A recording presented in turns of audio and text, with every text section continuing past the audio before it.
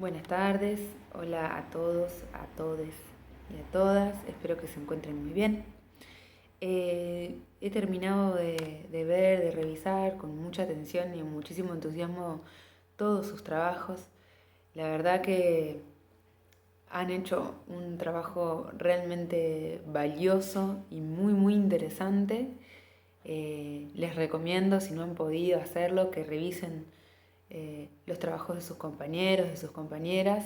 Es realmente un aporte enorme para que desde la propia práctica y con herramientas que ustedes mismas generaron, podamos un poco ilustrar esto que venimos trabajando en esta materia introductoria acerca de las formas en que queremos historizar las prácticas de lectura y de escritura y también las prácticas de enseñanza, ¿no? En concreto, de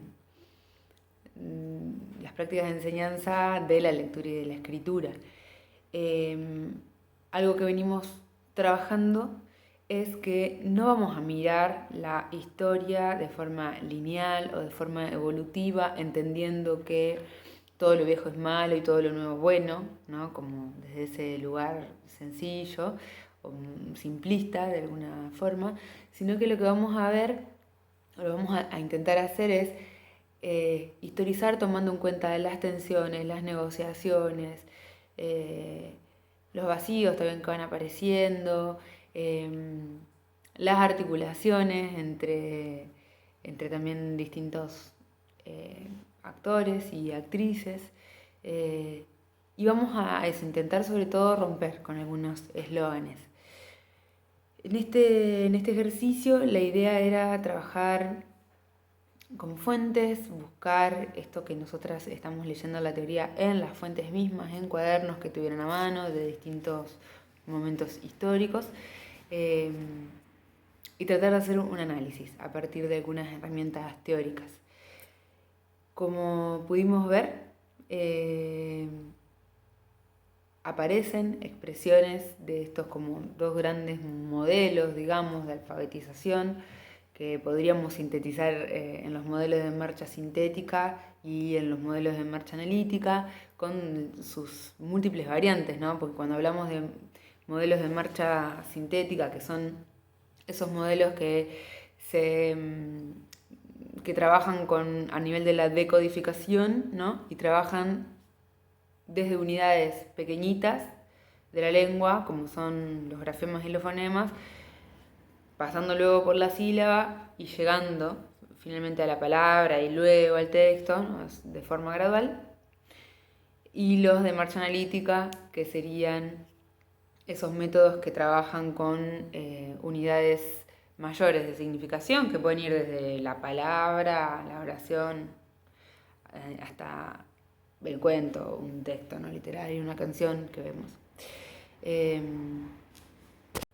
Me interesaba sobre estos métodos hacer un repaso muy escueto que después ustedes van a profundizar en próximas materias, pero porque esto por ahí nos permite ver continuidades no solo, digamos, históricas en el tiempo, sino en las formas de enseñar, continuidades y mezclas, digamos, y combinaciones. Porque algo que es muy interesante es ver cómo la verdad que si bien estos métodos que en la teoría aparecen con definiciones tan tajantes, luego en la práctica no los vamos a encontrar de forma pura.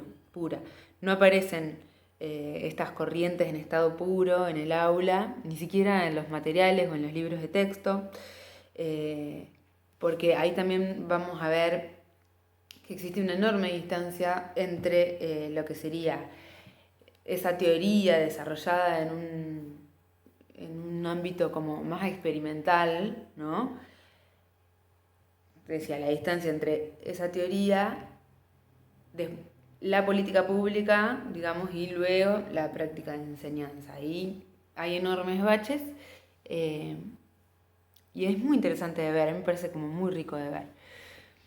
Por ejemplo, no sé, los métodos de marcha sintética podemos encontrar alfabéticos, estos que trabajan con Esos son más antiguos por ahí, ¿no? Con el deletreo. M con E, la M con la E, me, la S con la A, sa, ¿no? Fónicos, que ahí, por ejemplo, son modelos que trabajan con palabras destacadas y fíjense que muchos de los cuadernitos que ustedes estuvieron analizando tenía esto de la palabra destacada, más allá de que si mirábamos la generalidad, aparecieron tal vez más prácticas vinculadas a lo que sería un método global. Aparecía, por ejemplo, esto de, no sé, me acuerdo, creo que en el texto que analiza Jazmín, la I griega marcada con color. Bueno, eso es un aspecto de los modelos fónicos, ¿no? Dentro de lo que se considera modelos de marcha sintética.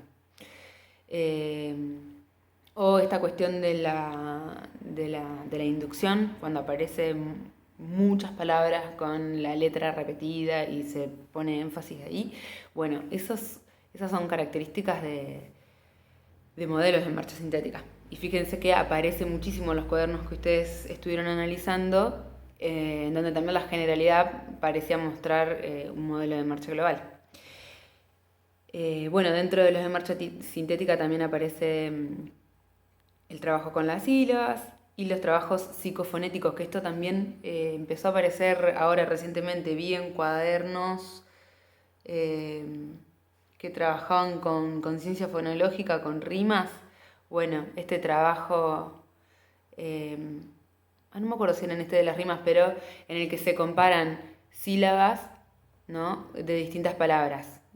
Recuerdo que en uno de los cuadernos aparecía, bueno, eso, una comparación entre la sílaba con la que empezaba una palabra y terminaba otra. Bueno, eso era un aspecto también de algunos modelos psicofónicos, psicofonéticos de marcha sintética, ¿no? Para ver cómo empiezan a aparecer estas combinaciones.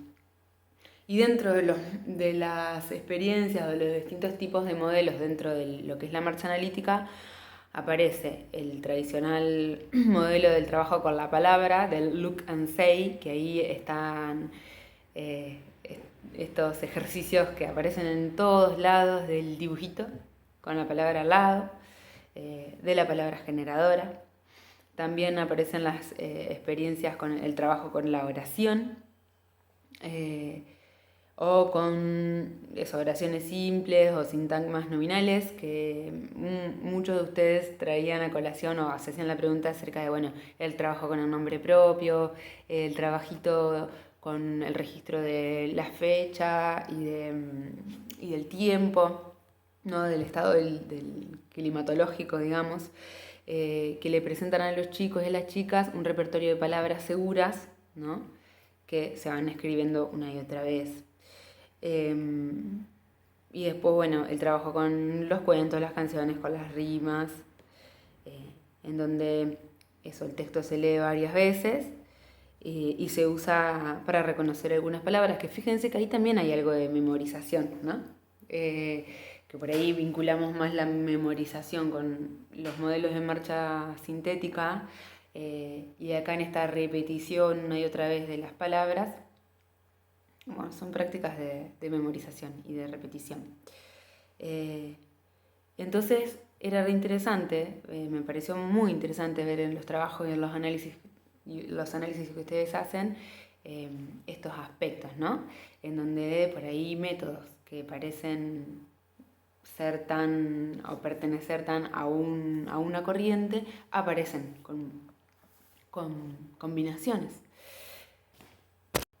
Otra cosa interesante que quería ver o mostrarles o compartir con ustedes a partir de los trabajos es, no sé si se dieron cuenta que tampoco esta historia se puede construir de forma lineal en términos cronológicos, en el sentido de que, vamos a decir, bueno, antiguamente se usaba métodos de marcha sintética y luego de los años 30 comenzamos a ver que el método, digamos, es el global. Hay cuadernos verdaderamente viejitos, creo que hay uno que trajo a colación María del 47, luego hay varios textos de los años 60, de los 70, donde podemos ver que en general aparecen prácticas vinculadas a los métodos globales, al método global, perdón. Pero, por ejemplo, hay un texto que trae Gaia, un cuaderno que es de 1988, en donde aparece con claridad un modelo más de marcha sintética, en donde se proponen ejercicios de memorización, ¿no? Está bien graduado, aparece primero el trabajo con la letra, con las vocales, luego con las consonantes, etcétera. Eso también es interesante de ver.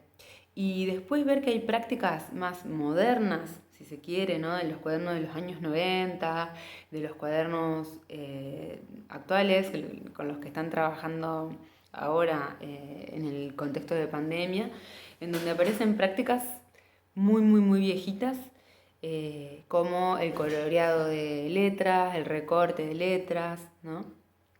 Entonces vamos a ver que hay enormes continuidades. El copiado, en algunos trabajos, eh, digamos, que pueden parecer más modernos, menos tradicionales, aparece claramente el copiado de palabras, de las canciones, de las rimas.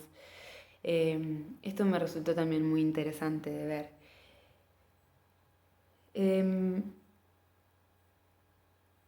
Otra cuestión es que me preguntaba, ¿no? O que me interesó ver de sus trabajos, es qué pasa con los monstruos, digamos, o con algunos eslóganes que se repitieron un montón y que de alguna forma estigmatizaron algunas prácticas. Y a mí me gustaría simplemente traer como algunas preguntas. No sé si hay certezas, pero sí algunas preguntas en torno a esas prácticas. Por ejemplo, la cuestión de la enseñanza de la ortografía.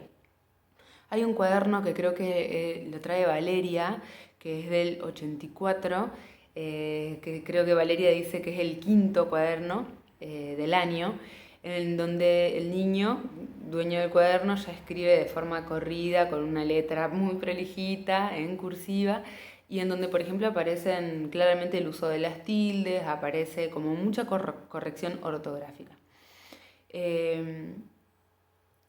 Bueno, estos debates en torno a si está bien o está mal enseñar ortografía, qué pasa con la corrección, cómo debe intervenir la maestra, ¿no? Fíjense que en estos últimos tiempos se demonizó bastante esa intervención sobre las escrituras de los niños, pero es interesante acá recordar que el código de escritura no es innato, esto que decíamos, el código de escritura, digamos, se aprende, que el código de escritura es arbitrario, así como también las normas ortográficas.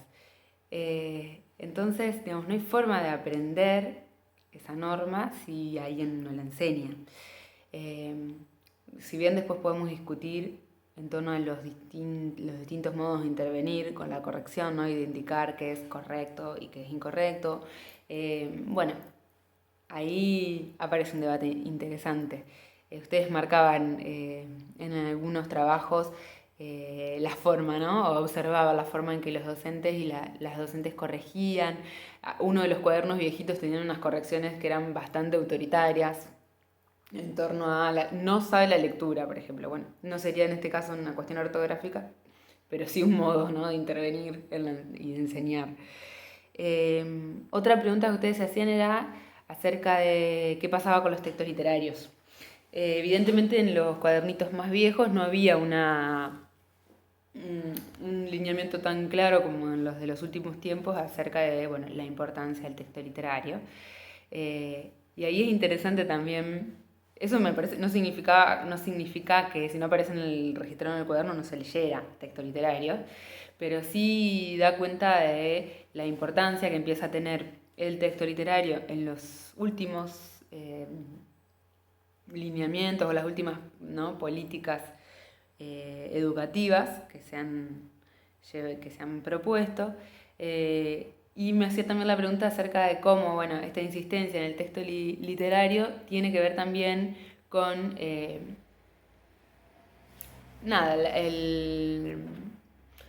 la incidencia de las editoriales, de los grupos de expertise, de las universidades, ¿no? De la teoría literaria. Bueno, para seguir también preguntándose cómo empiezan a aparecer distintos, digamos, actores a la hora de que se instale una política educativa. El trabajo con la motricidad es algo que vemos en los cuadernitos más viejos y que desaparecen los nuevos. Y ahí de la mano del trabajo con la motricidad viene la cuestión de la letra imprenta y de la letra cursiva.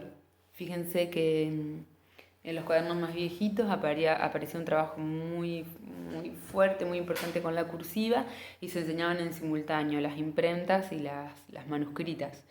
El trabajo con la cursiva empieza a desaparecer en algunos casos. En los cuadernos más modernos se trabaja solo con la imprenta o se comienza con la imprenta y se sigue con la cursiva. Esto también tiene que ver con algunos eslóganes que podrían ser discutidos, como es que la imprenta es una letra que es aprendida de forma más natural por los chicos y las chicas, o que es la letra que más aparece tal vez en los entornos. Yo ahí siempre me interesa pensar en que cuanto más herramientas tengamos en términos de, ¿no?, de saber, mejor es, ¿no? Que no hay nada demasiado innato cuando hablamos de tecnologías y de códigos arbitrarios como la escritura, ¿no?, como son los de la escritura. Bueno, ¿qué otra cosita había apuntado? Me parece que vamos por ahí.